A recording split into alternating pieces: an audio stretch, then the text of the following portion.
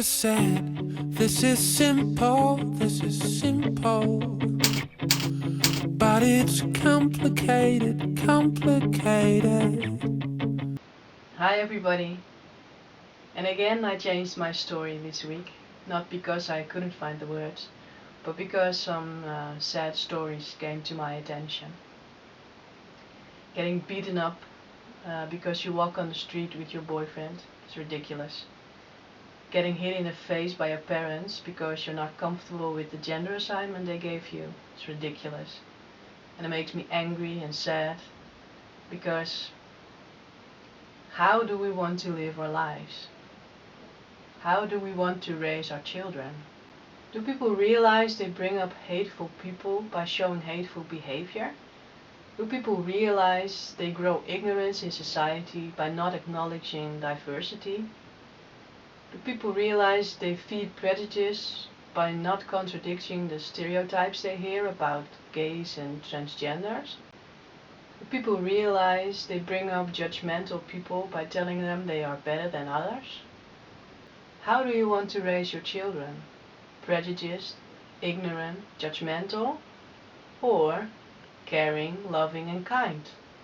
We learn by example. So if you don't want a world full of bigots and haters, you'd better start showing some love. And let your children know there is something other than heterosexuality. And let them know the gender dichotomy is a social construction, not adapted to individual feelings about how to express oneself. And that gender roles are not something to live up to, but that they can be altered. Because if you don't and you show your disgust or don't mention these topics, how is your son going to feel when he falls in love with a boy? And what is your daughter going to think when she rather becomes a doctor than a nurse? Or what is your son going to think when he has a male body but feels like a girl inside? What is he going to feel when he knows you're not open to diversity? Do you want your children to suffer? Do you want any human being to suffer? Do you want to give your children the impression they're not wanted?